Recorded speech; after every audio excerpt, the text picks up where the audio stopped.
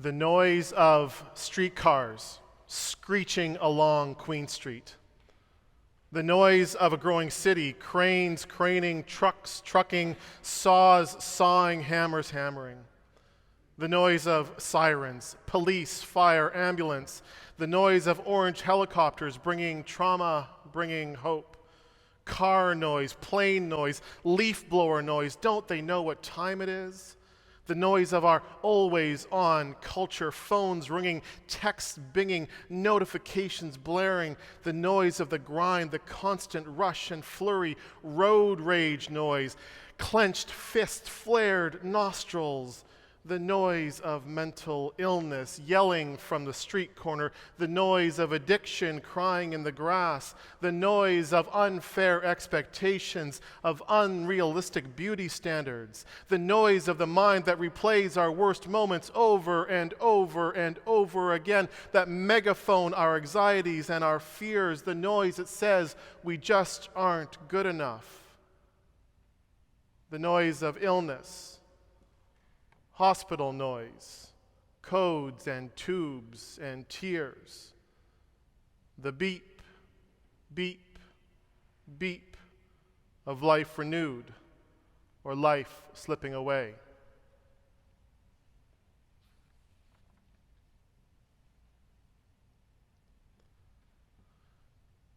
Leading up to the 50th anniversary of what was then the Metropolitan Wesleyan Methodist Church, Mr. Chester Massey, a prominent member of this church, approached the committee organizing the anniversary celebration with an idea. He proposed donating a carillon for the church's tower, which would be the first tuned carillon in the country. His wife, Margaret Phelps Massey, had recently died in Pasadena, California, after a long illness. The bells of a nearby church had given her such comfort while in hospital at the end of her life that it was her wish that the people of Toronto could know similar comfort and enjoyment. The bells were commissioned and cast in Croydon, England by the firm of Gillette and Johnson, the same firm that had made the clock for Toronto's old City Hall. The largest of the carillon bells was 8 feet in diameter, weighed 8,456 pounds. It is said that Her Royal Highness Princess Beatrice, the daughter of Queen Victoria, took a special interest in these bells bound for Canada on a tour of the foundry. Once completed, the 23 bells were shipped to Toronto, installed in our tower, and were dedicated on Sunday, April 2nd, 1922. A service saw the sanctuary packed and hundreds of people outside in the park. At Chester Massey's request and to honor Margaret's wishes, each bell of the carillon was inscribed with these words: "May the Spirit of the Lord reach the heart of everyone where the sound of these bells is heard."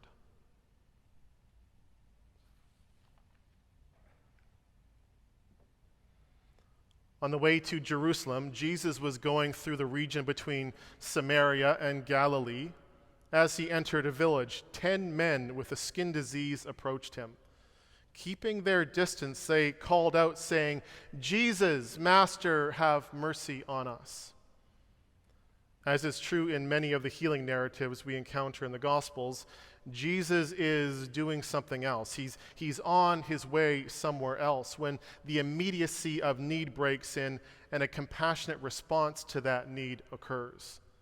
In this case, Jesus is still on the road, traveling from Galilee to Jerusalem.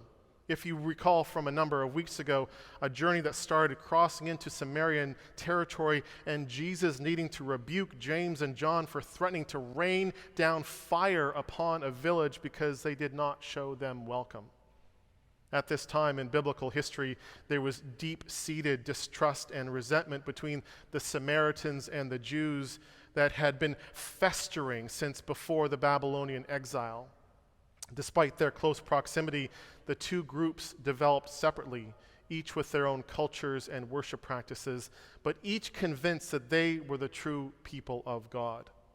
They were separate tribes leading separate lives, But in today's reading, we see that for the 10 men who cry out to Jesus, there is a further dimension of their separation, that of illness.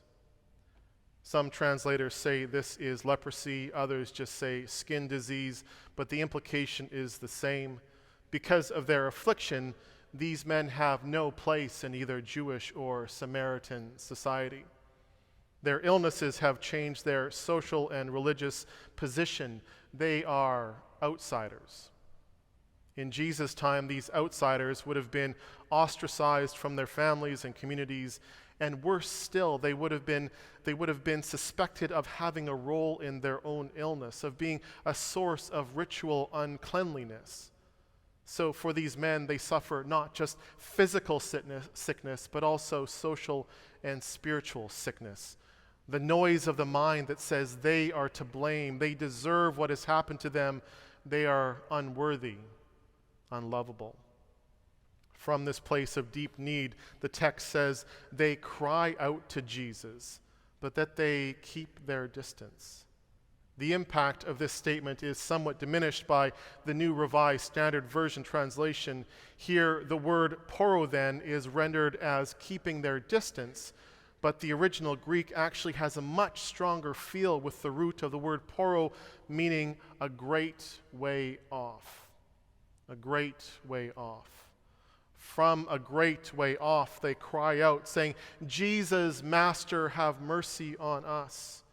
When he sees them, he says to them, go and show yourselves to the priest. And as they went, they were made clean. Encountering need, Jesus heals from a great way off. Jesus brings comfort and the reconciliation between body and mind and spirit from a great way off. May the Spirit of the Lord reach the heart of everyone where the sound of these bells is heard. I had a man come up to me in the park before the service last Sunday. It didn't look like he had slept. He told me that his husband is dying of cancer in St. Mike's Hospital in a room that overlooks our park. The night before, when Roy was trying out our newly refurbished bells, they could hear him playing through the hospital walls. And he'd wanted to let me know. It was important for him to express that the music brought them such joy and comfort, even in their distress. May the Spirit of the Lord reach the heart of everyone where the sound of these bells is heard. The carillon is different from any other form of ministry we do here. Indeed, it is unique within the whole United Church of Canada. For the most part, and there is good reason for this, we are focused on the insiders here. We are focused on the people who intentionally come here to share in this ministry. You, the members, adherents, newcomers, and visitors of Metropolitan United Church. Our worship services, both online and in person, our music programs, our pastoral care, our community building activities are for you, for us, the insiders. Even people who access our outreach activities, our meals and our foot care clinic and our art and computer lab, they come here, they are fed or comforted or supported, and in so doing, they become insiders too. But the carillon is different. It and the music our carillonneurs play is simply a gift of beauty for everyone and anyone, wherever the sound of the bells is heard.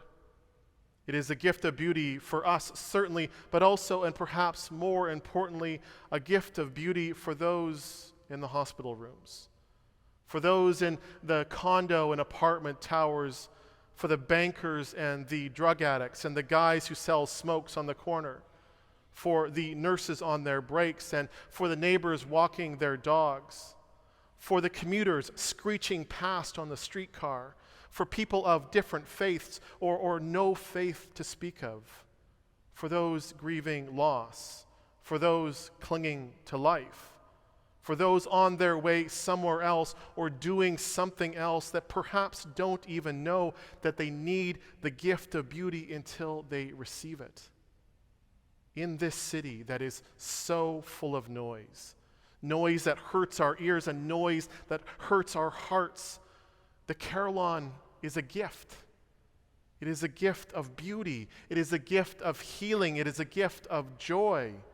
It is a gift of affirmation that each one of us is included in God's grace, even if we feel like an outsider, even if you feel a great way off, you are still included in God's love. It is impossible to quantify the impact that Margaret and Chester Massey's gift 100 years ago has had on this city, nor the gifts of others, such as the Drury family that helped to increase the carillon to 54 bells.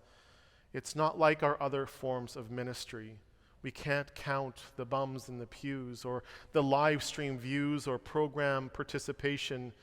It's impossible to quantify the impact, but we do have stories. Stories like the one from the man in the park last Sunday. Stories like the one from the night of January 30th, 1928. The night when an electrical fire destroyed most of this church. That night when 200 firefighters from 10 different stations rushed to the blaze, their coats and hats freezing over with ice in the frigid cold.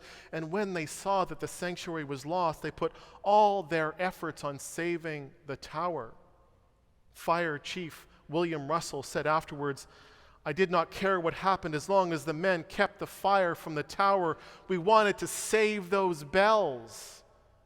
And we did.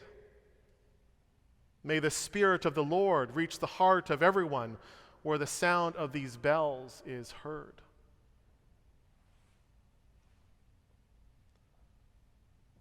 Luke tells us that of the 10 men that were healed by Jesus, only one, the Samaritan, the outsider amongst outsiders, was exalted as the exemplar of faith. Despite his years of ostracism and keeping his distance, he's the one with the courage, the audacity to approach Jesus and to throw himself at his feet in thanksgiving. All 10 are healed.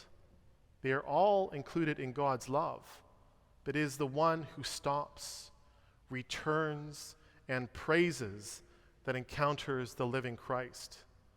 This story reminds us that it is in praise and thanksgiving that the face of God is revealed.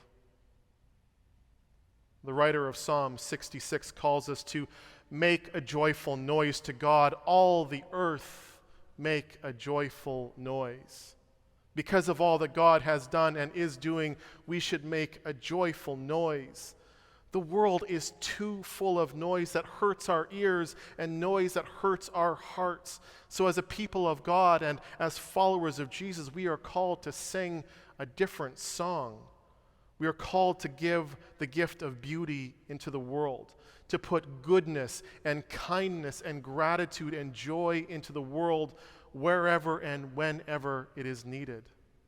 And this is important to say, especially to a group of insiders like us. Authentic Christian witness compels us to not stay inside. Rather, like the tune of the carillon, to go to where the outsiders gather, even if it is a long way off from where we may feel comfortable, perhaps even in the depths of our own troubled mind, into the places of isolation and illness, into moments of despair, into feelings of unworthiness, and to proclaim with words of compassion and actions for justice and songs of comfort and hope and healing that by God's grace there are no outsiders. We are all included in God's expansive and boundary-defying love. On this day, we celebrate Margaret and Chester Massey's gift. We celebrate the gift of our carillonneurs, especially our current carillonneur, Roy Lee. We celebrate in gratitude the capital campaign gifts of all in this community that made the refurbishment of our beloved carillon possible. And as we move now into the second century of this ministry of joy for our city of noise and need, may our declaration be renewed. May our declaration be renewed as we say once again, may the Spirit of the Lord reach the heart of everyone where the sound of these bells is heard.